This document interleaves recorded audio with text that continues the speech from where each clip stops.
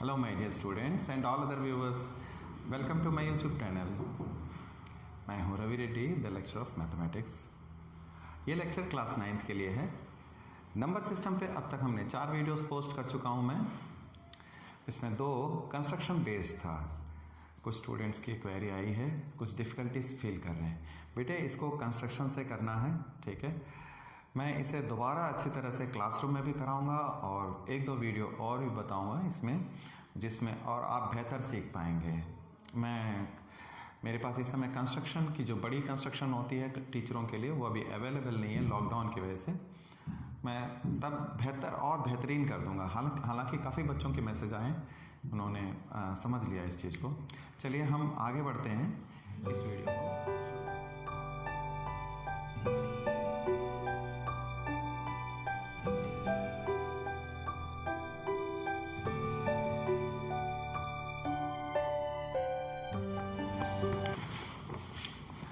Welcome back. अब हम लोग जो है 1.2 में कुछ क्वेश्चंस आपके रह गए, ठीक है, उसे आपको मैं करा देता हूँ। 1.2 आप यहाँ देखिए, एक्सरसाइज 1.2 का क्वेश्चन नंबर 5 करा दिया मैंने आपको। Question number 3, sorry, we have done this. Now if you see the question number 1, question number 1 में कुछ पार्ट्स हैं, ट्रू फॉल्स विद एक्सप्लेनेशन, ठीक है बेटे। ये एक नंबर के आएंगे क्वेश्चन आपको एग्जाम में, नॉलेज के लिए अच्छे होते हैं। क्या कहता है, आप क्वेश्चन नंबर 1 को देखते हैं। Every irrational number is a real number. आप मीडिया में देख सकते हो इसे, मैंने मीडिया में डाल रखे हैं क्वेश्चंस। एवरी कहता है, फर्स्ट पार्ट क्या कहता है, every irrational number is a real number. Every irrational number, irrational number कौन कौन से होते हैं आपको अगर थोड़ी सी जानकारी बता दूं, √2, √3, √5 एंड सो ऑन। ऐसे नंबर जो बेटे सॉल्व नहीं होते, ठीक है। यही नहीं, मैंने बताया आपको 13.5, 2.9 सच काइंड ऑफ नंबर्स हम 8th क्लास में सॉल्व करना सीख चुके हैं। स्क्वायर रूट का एक मेथड होता है निकालने का। ऐसे नंबर्स जो सॉल्व हो करके आपको रैशनल नंबर नहीं देता है, उसे हम लोग इर्रेशनल नंबर कहते हैं, ठीक है। वेल, क्या कहता है, every irrational number is a real number. तो ये बात बता जा चुकी है कि रैशनल नंबर्स कंप्राइजेस यानी इंक्लूड करता है, ठीक है बेटा, includes. Rational numbers includes real numbers includes rational and irrational, ठीक है। तो जब दोनों चीजों से रियल नंबर बनता है तो मैं कैसे कह सकता हूं कि एवरी इरेशनल नंबर, तो इसमें ये बात लिखी हुई है कि रियल नंबर जो है रैशनल और इरेशनल दोनों बन सकता है। Therefore irrational number is real. और तो और हमने प्लॉट भी कर लिया बेटा इसे, है ना। √2 को हमने प्लॉट करना बताया आपको ऐसे करके। तो जब आप √2 प्लॉट करते हो तो ये डिस्टेंस √2 और √2 होती है। Yes, clear. तो आपको यस लिख करके आपको कहना है कि since real number includes rational and irrational, therefore irrational is a real number. Clear, ठीक है।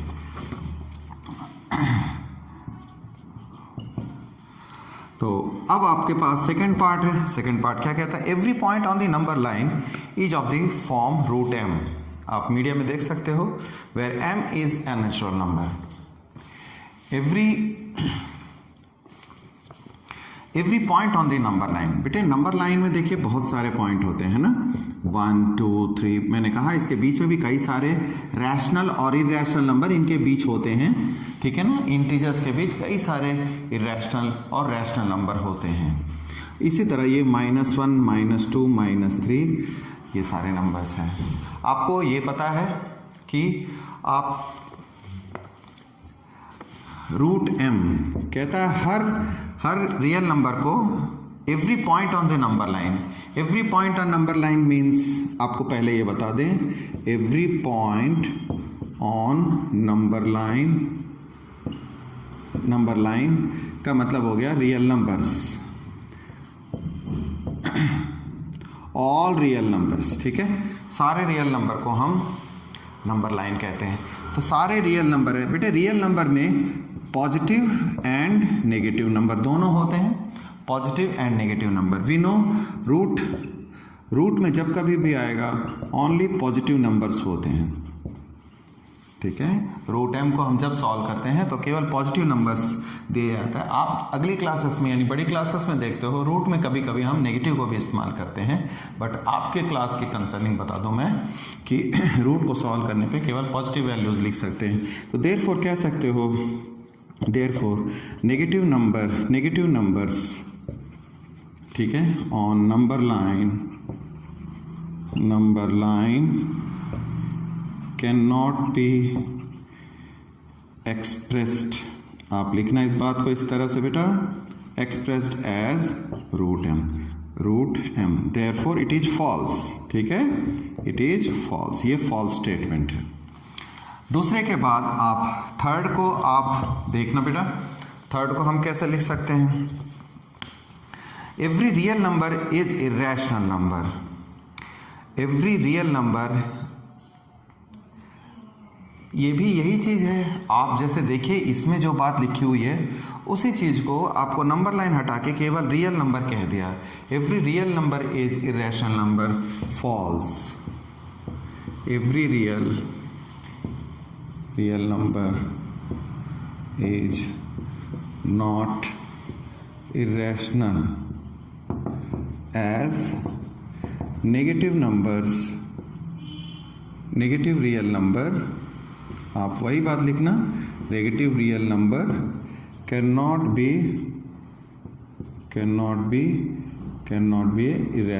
B an irrational number. आप इस बात को ऐसे लिखोगे, negative number cannot be an irrational number. समझ में आई बात? ये और ये दरअसल दोनों एक ही चीज़ हैं, ठीक है। तो मैं आपको जैसा कि बता चुका हूँ, ठीक है, जैसा कि आप देख चुके हैं, ये एक फॉल्स स्टेटमेंट है और ये भी एक फॉल्स स्टेटमेंट है और एक करेक्ट है, ट्रू स्टेटमेंट है, ठीक है। आप कहोगे question number 2, every point on are the square root of all positive integers is irrational. Square root of every, no, square root of every positive integers are not irrational. Irrational नहीं हो सकता। As आप देखिए √2, √3 ये irrational है,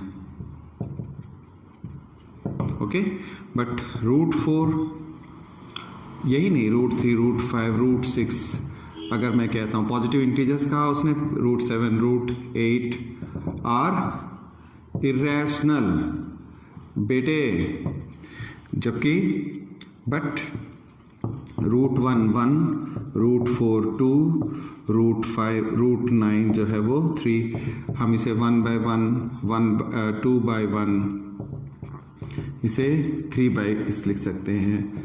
these are rational numbers, ठीक है। तो देयरफॉर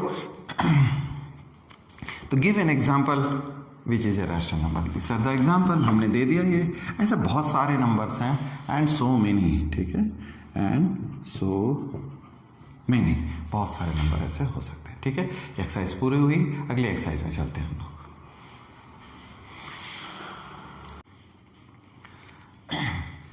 तो चलिए बच्चों आगे बढ़ते हैं। आप देखिए क्या लिखता है, consider the following rational numbers.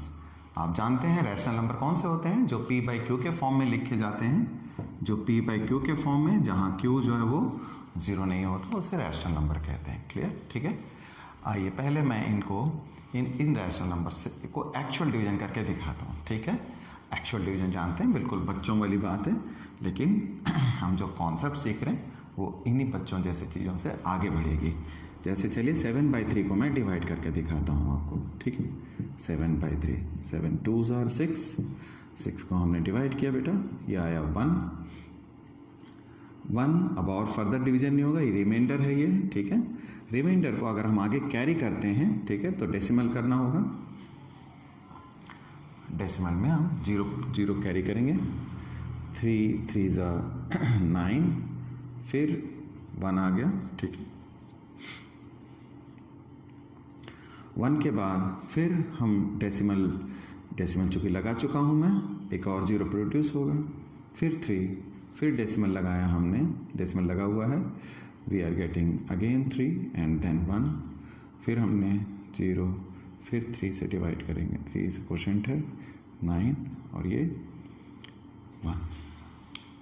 आपने क्या नोटिस किया बेटा यहाँ? नोटिस ये किया हमने, हमारा डिवाइज़र जो है वो 3 था, डिवाइज़र 3 है, ठीक है।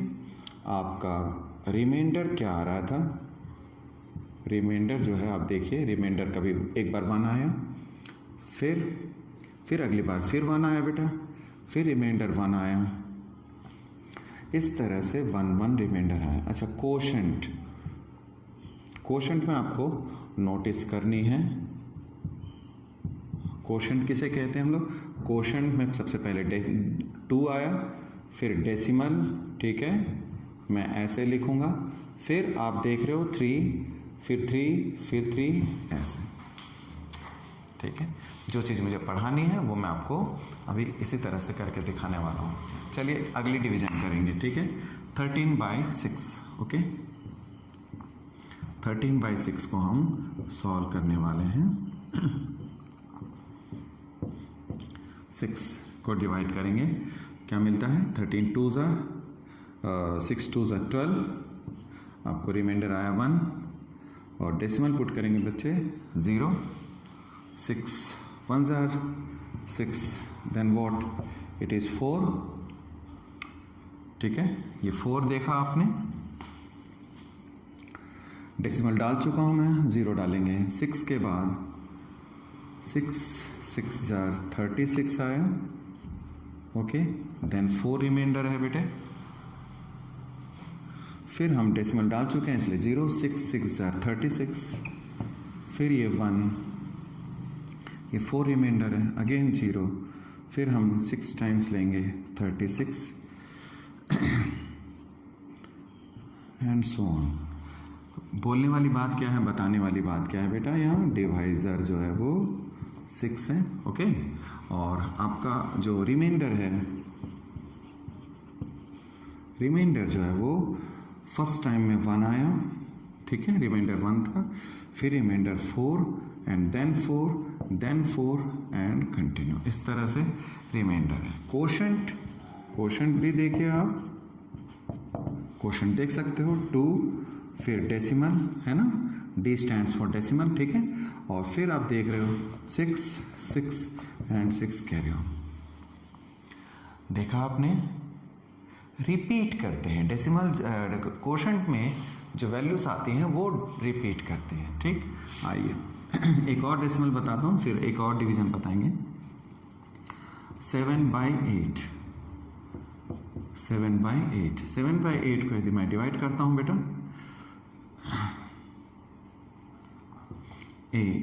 7/8 के लिए मैंने 7 को लिया, 8, डेसिमल देनी पड़ेगी मुझे पहले ही, क्योंकि डिविडेंड जो है वो छोटा है, 8,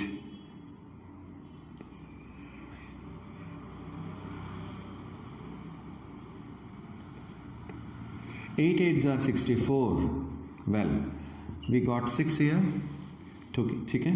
अब एक 0 प्रोड्यूस कीजिए, 8 7s are 56, 4 आया आपके पास, और एक डेसिमल है ही है, 8 5s are 40, रिमाइंडर 0 देख रहे हो आप, है ना, रिमाइंडर 0 देख रहे हो। इसका मतलब क्या हुआ? आपने डिवाइज़र तो 8 रखा, और आपको रिमाइंडर क्या बचे? रिमाइंडर कैसे कैसे आया? पहले आया 6, फिर देन 4, फिर 0। रिमाइंडर जैसे 0 होता है, इट मीन्स ये एग्जैक्टली डिविजिबल है ना, एग्जैक्टली डिविजिबल, और ये एग्जैक्टली डिविजिबल का मतलब हो गया। और कोशेंट तो आपका कोशेंट क्या देख रहे हैं, कोशेंट 0 है। ये तीनों डिवीजन आपने देखा, क्या क्या बताना चाहता हूं मैं आपको, ठीक है। अब मैं आपको बताता हूं, देखिए यहां पर आप देख रहे हो रिपीटिंग, ये रिपीटिंग रिपीट करता है, इसको रिकरिंग बोलते हैं, ठीक है। तो आप पहली बार देखने वाले हो जब डिवीजन में अगर कोशेंट अगर रिकर करता है, रिकरिंग करता है, रिमाइंडर भी कंटिन्यूअसली अगर आता है, तो आप इस तरह के टर्म को, यानी 7/3 है, 7/3 को आप किस तरह से लिखोगे, 2.3333 को आपने लिखना है 2 डेसिमल, जो ये 3 का जो रिपीटिंग ब्लॉक है ना, रिपीटिंग डिजिट्स। अगर रिपीटिंग डिजिट होता है कोशेंट में अगर आप रिपीटिंग डिजिट देखते हो तो आप उसे ऐसे बार लगाओगे, ठीक है। कैसे, 2.3 पे रिकरिंग, 3 पे रिकरिंग का मतलब होता है, रिकर का मतलब हम उस पर बार लगाते हैं, ये एक सिंबल है, इसका मतलब वो 3 कंटिन्यूअस है, ओके। फिर इसका क्या करने वाले हैं, इसमें भी इसी तरह से होगा। आप 13/6 को आपने लिखना है, 13/6 बिकम्स, ठीक है। आप देख रहे हो जो 2 1 के बाद 2 आया, फिर 1 के बाद 6 जो है वो रिपीट कर रहा है। 6 अगर रिपीट कर रहा है तो जो ब्लॉक हमारी रिपीट करती है, जो डिजिट रिपीट करती है, डिजिट जो है वो रिपीट कर रही है, ये वाली डिजिट जो है देखिए आप रिपीट कर रही है, तो जो रिपीट करती है उस पर हम जो है वो रिकरिंग लगाएंगे, यानी 13/6 जो है वो 2.166 पे बार लगाएंगे। ध्यान रखना 1 पे नहीं आया, ये 216 पे बार है केवल, एग्री बेटा। अब यहाँ इंटरेस्टिंग है, देखिए 7/8 आपको क्या दिया, 7/8 जो है आपको 0.0 लिखना स्टैंडर्ड फॉर्म में, साइंटिफिक फॉर्म में 0 से स्टूड कर, डेसिमल से पहले 0 होता है, तो 0.875 ये एग्जैक्ट डिविजिबल है, ये टर्मिनेटिंग डेसिमल है, इसे हम कहेंगे नॉन टर्मिनेटिंग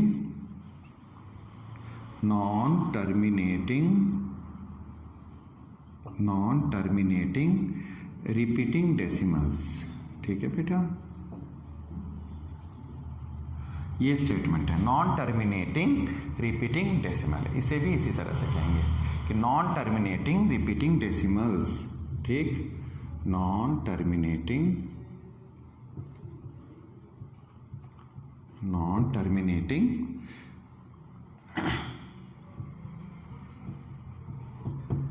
रिपीटिंग डेसिमल्स, ठीक है, ओके। अब ये क्या है, टर्मिनेट किया, टर्मिनेटिंग डेसिमल बोलेंगे सिंपली इसे, टर्मिनेटिंग डेसिमल्स, ठीक है। कभी आपको ऐसा डिवीजन देखने को मिलेगा P/Q, मान लीजिए, ठीक है, लेट P/Q जब डिवाइड करते हो कभी क्वांटिटी में 23.14141414। अब आप थोड़े से समझ गए होंगे, इस तरह के, यानी रिपीटिंग है, रिपीट तो कर रहा है बट 2-2 की ब्लॉक है, आप नोटिस कीजिए ये 2-2 की ब्लॉक चल रही है, 1414 टर्म रिपीट हो रहा है, जबकि हम पीछे देख चुके थे एक सिंगल डिजिट रिपीट कर रही थी बेटा। तो ऐसे डिजिट को हम कैसे लिखेंगे, ऐसे इस तरह के, ये है नॉन टर्मिनेटिंग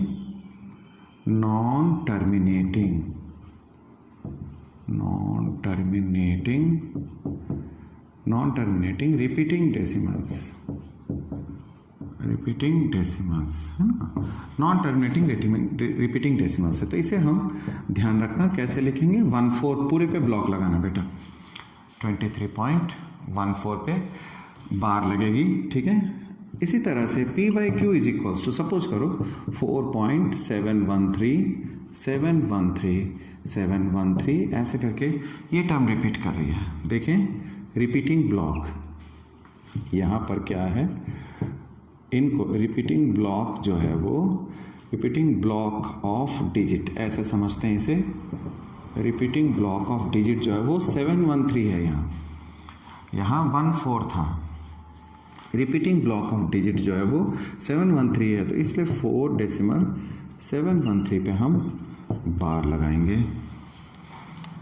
ठीक है, एक बात, एक ये पहली बात हो गई, ये सेकंड और ये third. Moreover P by Q is equals to 22.1424242 ऐसे।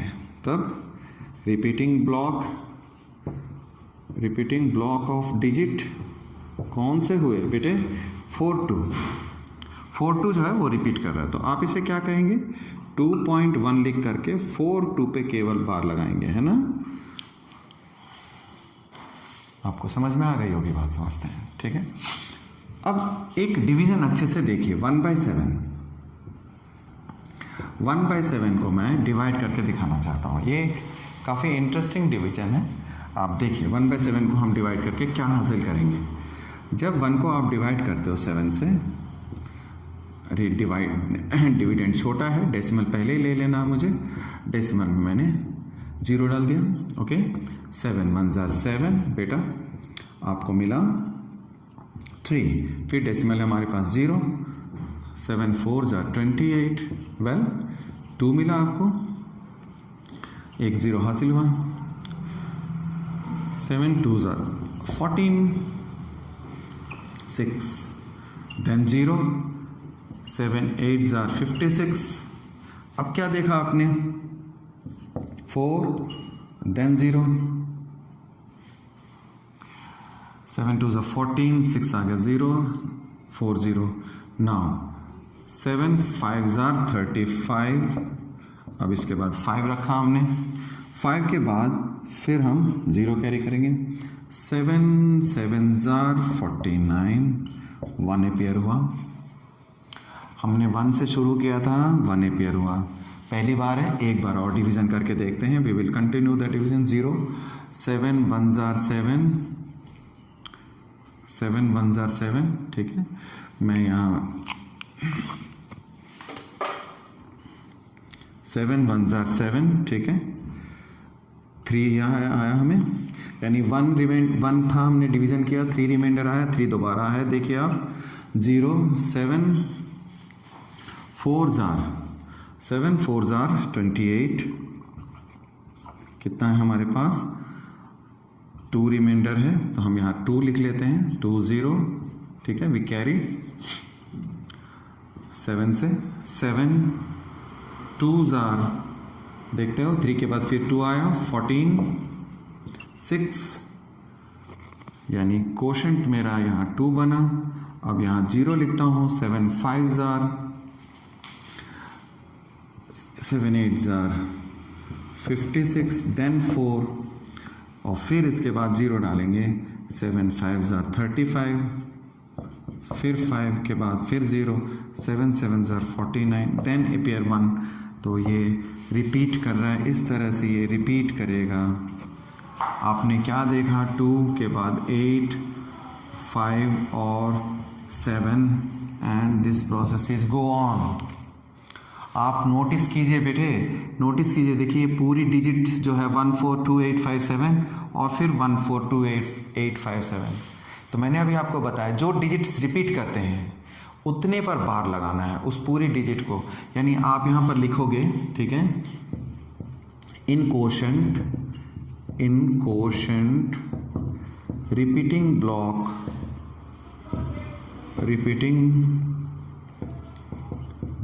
ऑफ डिजिट आर 142857, है ना। ये रिपीटिंग ब्लॉक ऑफ डिजिट्स है, तो रिपीटिंग ब्लॉक ऑफ डिजिट्स है तो हम उस पर बार लगाएंगे। यानी अल्टीमेटली 1/7 बिकम्स रिप्रेजेंटेड एज 2857। आप इसे क्या कहोगे? इसे कहोगे बेटा नॉन टर्मिनेटिंग रिपीटिंग, जिसको कभी कभी हम रिकरिंग कहते हैं। दोनों एक ही मीनिंग है, रिकरिंग डेसिमल्स, ठीक है, डेसिमल्स। तो इस तरह के ये कुछ डिविजन्स हमने ये सीखे हैं। अगली जो वीडियो है मैं बहुत जल्दी प्लेस करूँगा। आप प्लीज़ इन टर्मिनोलॉजी को समझें। जैसा कि मैंने कहा है आप 9th क्लास के हो, तो छोटे छोटे डिविजन्स जो है अब छोटे छोटे कॉन्सेप्ट्स के साथ एक अच्छे कंटेंट जो आपको समझने में भी आए, आपका पेशेंस भी बना रहे और इंटरेस्ट भी लगे, तो छोटी वीडियोस बना रहा हूँ। ठीक है, अगली वीडियो तक के लिए आप सबको गुड लक कहना चाहता हूँ। Stay at home and be safe with your parents. आप सबके पेरेंट्स को और सबके वेल विशर को मैं ऑल द बेस्ट कहना चाहता हूँ। ठीक है, इन वीडियोस को, ये वीडियो एजुकेशनल के लिए बनाई गई है, तो इसे आप एजुकेशन की तरह समझें। पेन और पेंसिल पेपर के साथ बैठें, कॉपी टेक्स्ट बुक के साथ बैठें और स्टडी करें, इसके बाद प्रैक्टिस करें, तो आपको अगली वीडियो बहुत अच्छी लगेगी। वीडियो केवल वॉच करनी नहीं होती है, 2 मिनट ऐसे खोला फिर देख लिया बंद कर दिया, तो इसे एजुकेशन के पर्पज़ से बनाया गया है। It has a great meaning, आपके लिए काफ़ी हेल्पफुल होगा अगर आप इसको सीरियसली वॉच करोगे। ठीक है, ऑल द बेस्ट आपको। Thank you.